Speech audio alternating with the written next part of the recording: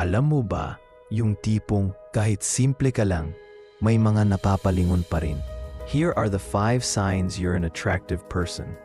Sign number 1. Kapag napapansin mong may mga tao laging nakatingin sa'yo, hindi mo alam kung may dumi ka sa muka o tight ka lang talaga. Sign number 2. Yung iba nagiging awkward o tahimik pag nandyan ka. Kasi intimidated sila sa presence mo. Sign number 3. May mga random compliments ka na naririnig like ganda ng boses mo o ang chill ng aura mo.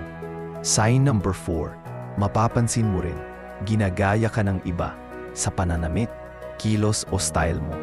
Kasi you inspire them.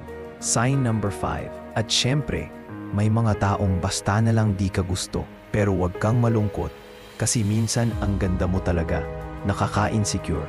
Like mo to kung relate ka at share mo sa tropa mong attractive pero di alam.